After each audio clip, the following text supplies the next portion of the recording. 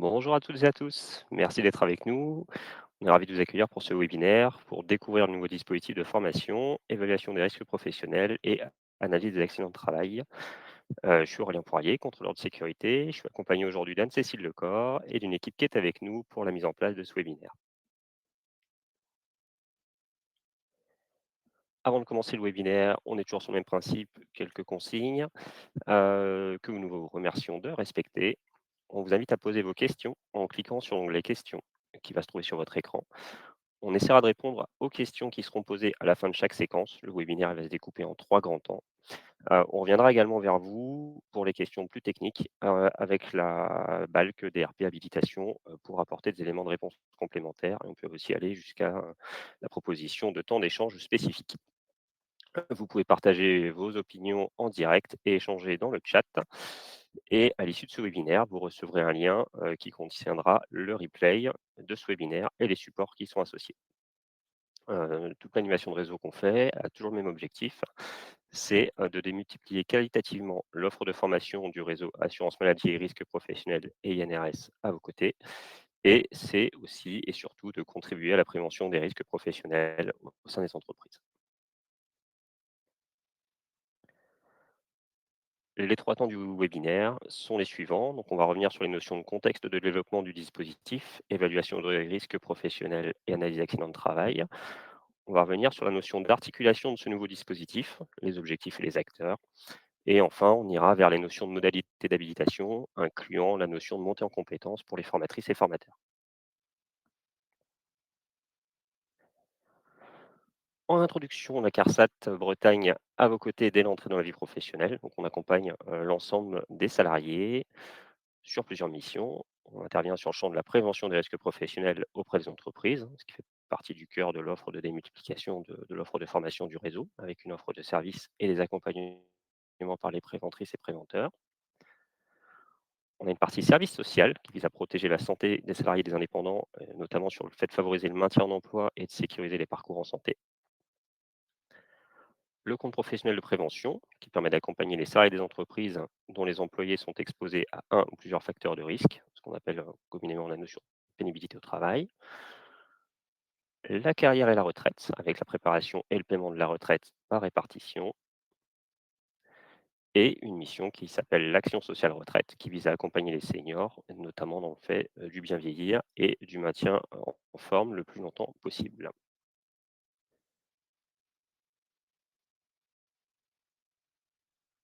Donc, comme évoqué, je vous propose de démarrer par une notion de contexte du développement du dispositif qui nous intéresse particulièrement aujourd'hui, donc acronyme EVRP-AAT, donc évaluation des risques professionnels a priori, donc analyse accident de travail et évaluation des risques.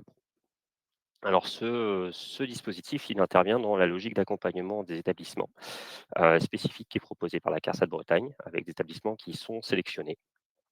Le dispositif, il a été développé notamment pour répondre aux thématiques, d'un accompagnement spécifique qui s'appelle Prévention AT, qui vise, 3 grands champs, la prévention de la sinistralité, donc des établissements qui ont une sinistralité avec une forme de fréquence avérée sur une triennale, donc les 3 dernières années. La prévention des accidents, type chute, avec des chutes qui peuvent générer des incapacités, partielles permanentes à hauteur de 20 et les accidents de travail graves et mortels. Donc le dispositif de formation, VRPAT, il est une solution, proposée par le réseau pour accompagner spécifiquement les entreprises et également accompagner les entreprises qui seraient volontaires à mener en place et à mettre en place une démarche de prévention des risques qui porte sur l'évaluation des risques et sur l'analyse des accidents de travail. Quand on parle de dispositif de formation, c'est-à-dire que derrière est associée une notion de «ciblage» entre guillemets, d'accompagnement spécifique. Donc le programme de prévention AT, il concerne 6 500 entreprises et établissements sur le territoire. Donc comme je disais tout à l'heure, on est, sur une sinistralité en termes de fréquence, on est sur des chutes avec une incapacité permanente, de plus de 20 et les accidents de travail graves et mortels.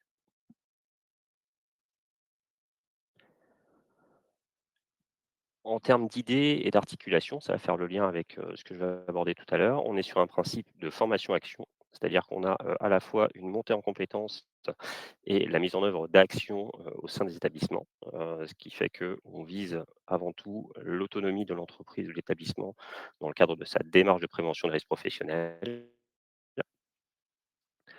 La finalité, c'est bien d'engager et de maintenir une démarche de prévention. Vous le savez que les entreprises ne partent jamais de zéro en termes de démarche de prévention. Donc c'est vraiment une notion, d'évaluation des risques et de maintien de cette évaluation des risques en lien avec la démarche. Et la finalité, c'est la réponse aux enjeux de la prévention, les enjeux sous l'angle humain, sous l'angle socio-économique et sous l'angle juridique.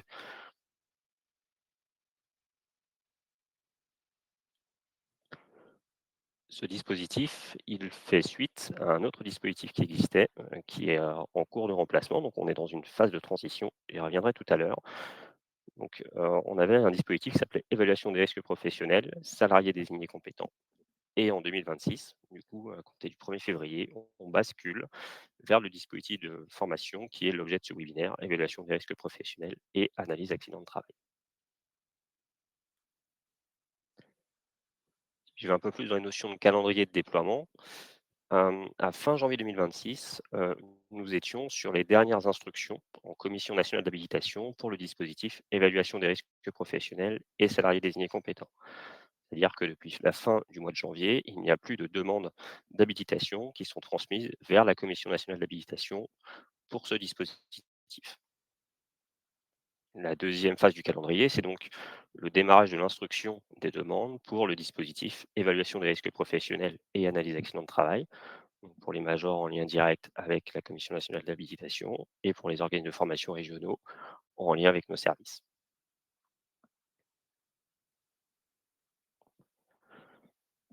Une autre date particulière qui concerne les établissements qui sont d'ores et déjà habilités sur l'évaluation des risques professionnels et salariés désignés compétents, c'est la date du 31 mars 2026. Au 31 mars 2026, les établissements qui sont habilités pour les salariés désignés compétents à évaluation des risques professionnels ne pourront plus émettre de certificat si, le contrat de formation n'a pas été signé avant le 31 mars 2026. Alors sur le support, vous voyez des éléments qui sont mis en jaune, qui sont des éléments de précision. Je ne vais pas forcément les détailler ici puisque ça amènera, voilà, une notion de consommation de temps pour ce webinaire et l'objectif, c'est de vous donner une vue large. Ce qu'il faut retenir, c'est qu'à compter du 31 mars 2026, si je suis habilité EVRP SDC, je ne peux plus émettre de certificat EVRP SDC pour des contrats de formation qui seront signés après le 31 mars 2026. Ce qui fait qu'après le 31 mars 2026, on sera sur un déploiement complet et dans son entièreté pour le dispositif de formation, évaluation des risques professionnels, analyse des accidents de travail. Alors, je me permets de revenir vers Anne-Cécile pour la partie questions. Je ne sais pas s'il y a des questions. Alors pour l'instant, Aurélien, aucune question sur l'onglet questions. N'hésitez pas, surtout si vous avez, besoin de poser une question, d'avoir un éclaircissement, vous pouvez utiliser non le chat et plutôt l'onglet questions. On essaiera d'y répondre durant le webinaire, et sinon ultérieurement. Merci Anne-Cécile. Eh bien, je vous propose de continuer le webinaire et d'aller sur la deuxième partie qui, elle, concerne plus la notion d'articulation du nouveau dispositif. Alors, nouveau dispositif, vous l'avez compris, c'est une forme d'évolution du dispositif EVRP salarié désigné compétent. Donc, les objectifs, c'est l'évaluation des risques a priori et l'analyse des accidents de travail, donc de l'évaluation des risques a posteriori. Donc, on est bien sur un double champ. La cible, autrement dit le cœur de cible, ce sont des établissements qui sont soit sélectionnés dans le programme prévention AT, ce qu'on a présenté tout à l'heure, en lien avec nos accompagnements spécifiques, soit des établissements qui sont volontaires pour aller mener une démarche de prévention et s'intéresser à l'évaluation des risques professionnels, autrement dit la conception et la gestion de l'évaluation des risques qui aboutit au document unique d'évaluation des risques, et un volet sur les situations accidentelles qui sont générées et l'analyse de ces situations en vue d'en éviter la réapparition.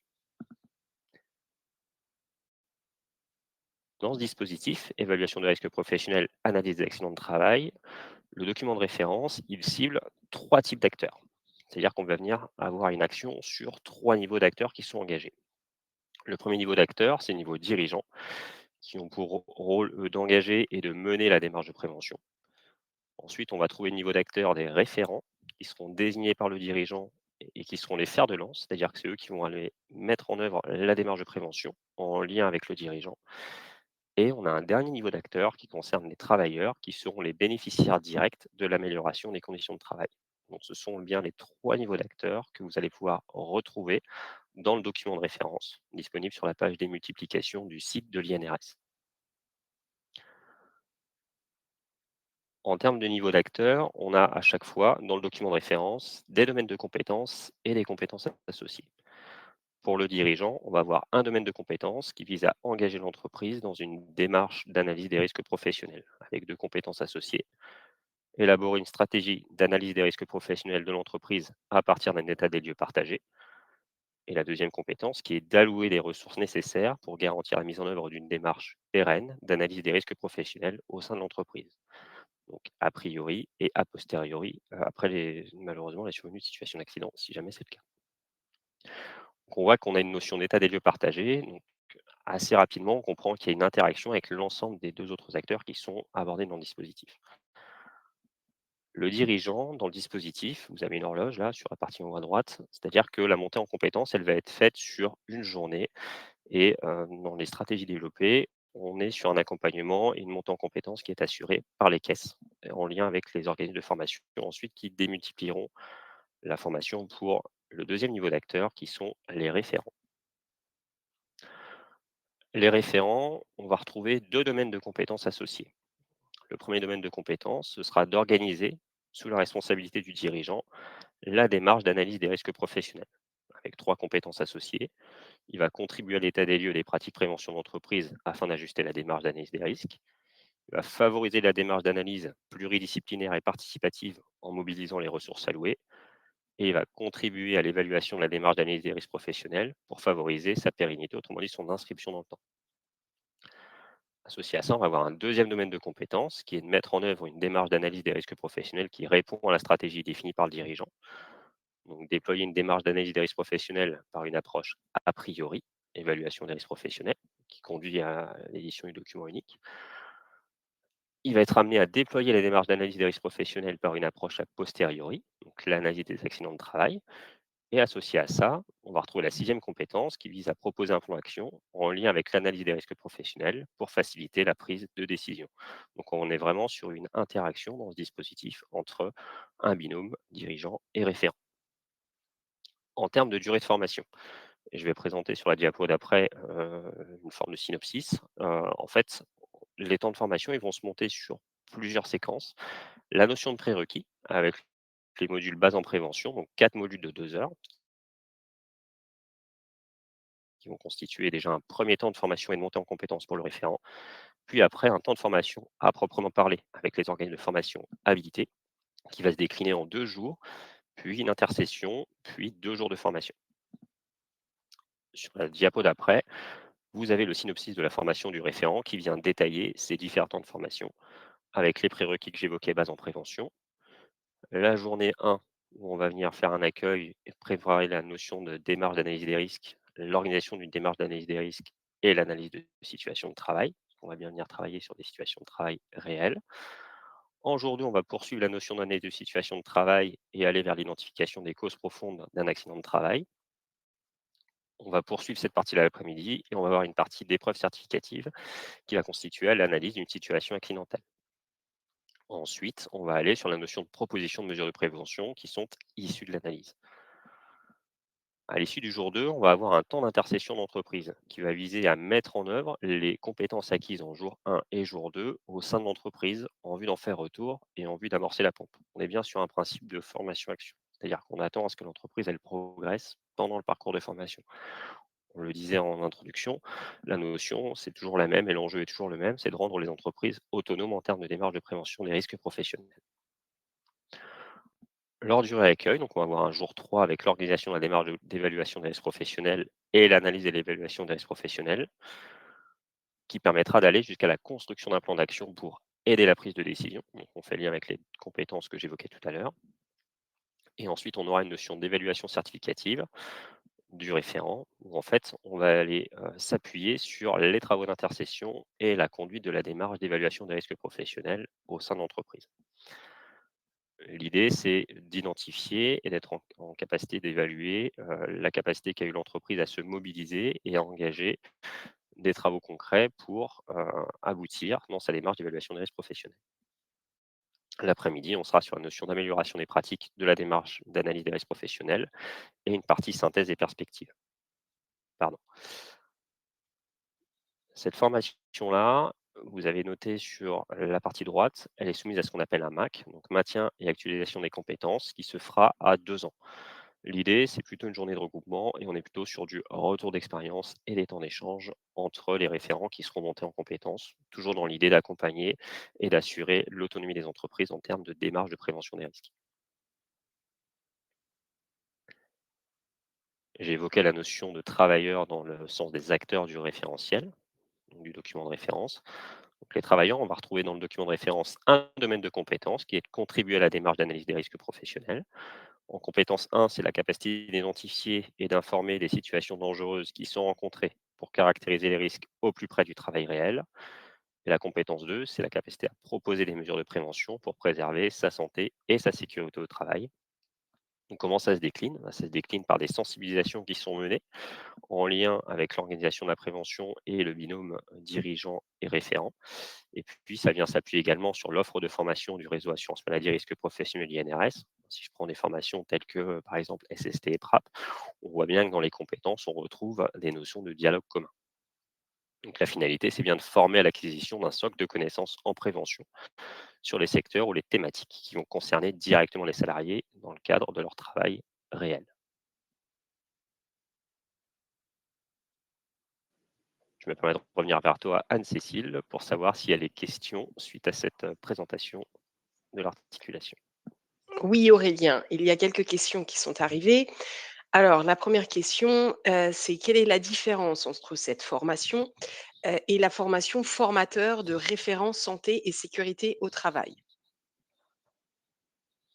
En fait, on est, la différence, elle est que c'est cette formation-là, c'est la réponse du réseau assurance maladie risque professionnel pour, injecter dans l'entreprise la compétence à engager et maintenir une démarche de prévention.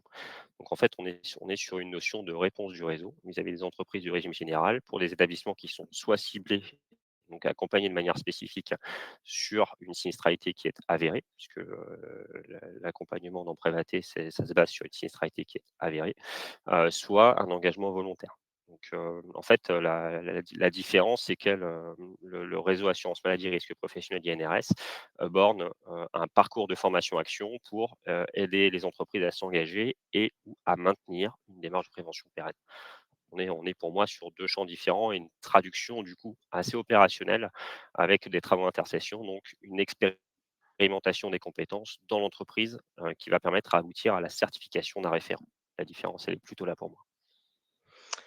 Merci Aurélien. Une autre, question, alors plutôt, je dirais technique par rapport à Fortprev. Est-ce que, il sera toujours possible pour un organisme de formation d'éditer des certificats EVRP SDC jusqu'au 31 mars 2026? Oui, alors je vais y revenir justement sur la notion d'habilitation et sur la notion de calendrier. En fait, ce qui est prévu, c'est que, un organisme de formation qui est habilité EVRP-SDC à l'heure actuelle peut éditer des certificats EVRP-SDC, d'accord? Ce qui a été fixé, c'est que cette possibilité-là, elle va exister jusqu'au 31 mars, 2026 pour tout contrat de formation qui serait signé jusqu'au 31 mars 2026. Au-delà de cette date, l'outil FortPrev évoluera, comme on disait et du coup, la capacité d'émettre ces certificats, elle se fera en lien avec l'INRS.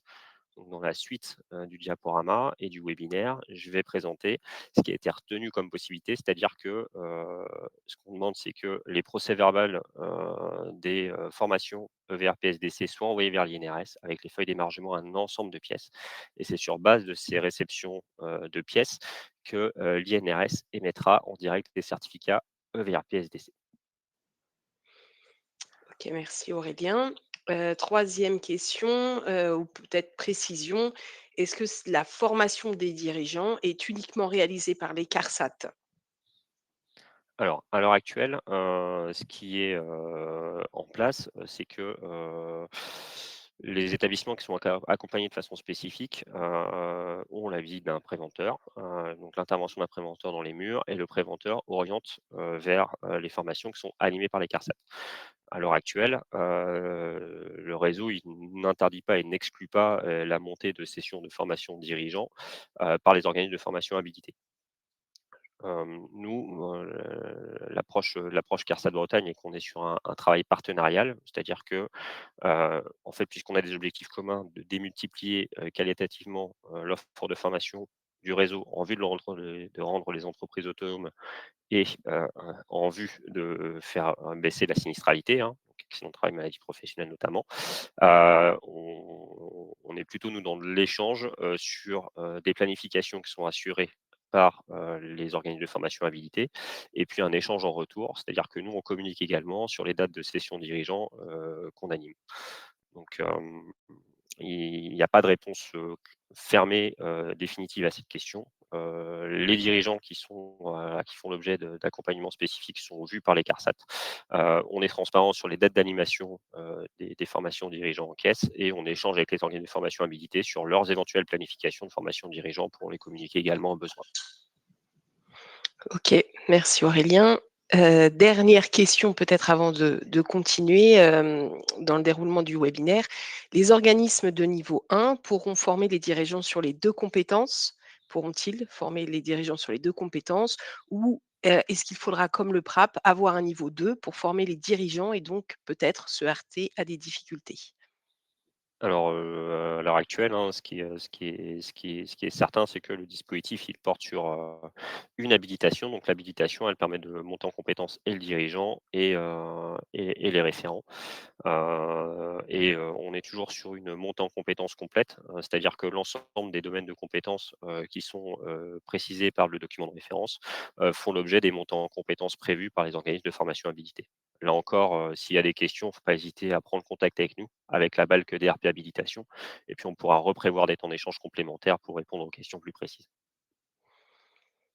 OK, merci Aurélien. Il y a 2 autres questions qui sont arrivées entre-temps. Je vais te laisser, continuer le déroulement et puis si on a il nous reste un petit peu de temps à la fin, on pourra peut-être y répondre. Sinon, D'accord, on pourra aussi, envoyer des réponses par mail, hein, si on n'a pas eu le temps de répondre à toutes vos questions lors du webinaire, voilà, on se permettra d'y répondre, en différé par mail. Merci. merci. Merci Anne-Cécile. Je continue et donc j'en arrive sur la troisième et dernière partie de notre webinaire, la notion de modalité d'habilitation. Alors, pour dispenser les formations du dispositif évaluation de risque professionnel et analyse d'accident de travail, on va être dans une période de transition, puisque c'est la fin du dispositif lié au salarié désigné compétent et le début de ce nouveau dispositif. Donc, ce qui est en place à l'heure actuelle, hein, c'est que les organes de formation qui sont habilités, évaluation de risque professionnel, salarié désigné compétent, et qui auront déposé une demande d'habilitation, évaluation de risque professionnel, analyse d'accident de travail, donc qui l'auront déposé sous forfait, sans avoir eu un retour positif de la CNH, mais l'ayant déposé et ayant un formateur qui anime la formation et qui soit certifié EVRP AAT, ces organismes de formation-là pourront du coup, déjà organiser des sessions de formation et les déclarer sous forfait et émettre des certificats pour les référents EVRP AAT. Quand on sera sur le lancement, plein et entier du dispositif, on retombera sous les modalités, de fonctionnement classiques des entités habilitées. C'est-à-dire que pour pouvoir, émettre des certificats et assurer les formations qui sont prévues par le document de référence, il faudra que l'organisme de formation il soit habilité, évaluation de risque professionnel, analyse d'accident de travail et qu'il dispose de formateurs certifiés, évaluation de risque professionnel et analyse d'accident de travail. Donc ça, c'est ce que je disais, du coup, c'est plutôt sur, la phase de transition et pleinement lancée après le 31 mars. Si je regarde du côté des montants en compétences, côté formateur, il va y avoir 2 façons, d'obtenir le certificat de formatrice ou formateur, EVRP AAT. La première, si vous êtes déjà formatrice ou formateur, EVRP SDC. Ça se fait en 2 étapes. La première chose, c'est un dossier de candidature à compléter. Notamment, on va venir vérifier que vous avez bien un certificat en cours de validité, sur le dispositif EVRPSDC, hein, tout simplement en tant que formatrice ou formateur, et le passage d'épreuves certificatives avec, la référence INRS qui est notée ici. Donc sur le support, vous aurez des liens cliquables et dans le chat, on va faire également une jonction avec les liens cliquables pour vous permettre d'aller identifier les informations sur la page de l'INRS. En termes d'épreuves certificatives, donc si vous êtes déjà formateur VRPSDC, il y a un document qui s'appelle le référentiel d'évaluation de certification qui précise le parcours, qui sera à suivre pour les formateurs qui sont certifiés au VRPSDC. Donc il y a la vérification des prérequis que vous retrouvez ici pour s'inscrire aux épreuves nationales. Ensuite, une visio de présentation des règles de passation des épreuves et une présentation des attendus du dispositif, puis une journée où il y a un passage en jury dans les locaux de l'INRS. Donc là, pareil, il y a un ensemble de liens associés qu'on va mettre, en lien, du coup sur le fil d'échange, donc le chat. Si vous n'êtes pas formateur, VRPSDC, le parcours, il va, s'orienter en, plusieurs étapes, donc au moins 3 grandes étapes. La première chose, c'est un dossier de candidature. Ce dossier de candidature, il permettra de vérifier un certain nombre de prérequis, vous l'aurez compris, pour accéder à une formation de formateur, EVRP-AAT, qui est animée par l'INRS, qui dure 5 jours. Là encore, vous allez avoir dans le chat un lien qui précise et qui présente cette formation de formateur et l'accès également au calendrier qui est porté par l'INRS. Et une fois que la formatrice ou le formateur a suivi cette formation, eh bien, il y a un passage d'épreuves certificatives dans l'année qui suivra la formation de formateur ou de formatrice et qui, pareil, est piloté par l'INRS. En termes de modalités, le référentiel d'évaluation de certification le précise également. Donc on a toujours cette notion de justification des prérequis avec, le fait d'avoir suivi la formation, VRPAT notamment, l'attestation de présence à l'entièreté de la formation. Et puis après, la préparation des épreuves certificatives, donc un rappel des règles de passation de l'épreuve avec une visio. Une réalisation, de travaux en temps qu'on appelle asynchrone, à transmettre 2 semaines avant les épreuves en présentiel et puis, un passage en jury dans les locaux de l'INRS avec un jour 1 avec une passage d'épreuve, l'analyse d'un accident de travail par la méthodologie de l'arbre des causes et la proposition d'un plan d'action en lien avec l'analyse qui sera faite, puis une préparation d'animation de séquence qui sera passée en jour 2 avec une animation pédagogique et une soutenance. Donc comme je disais tout à l'heure, dans le chat, on fera le lien avec, les liens et dans le support de présentation, on a également, créé un support qui contient les liens cliquables.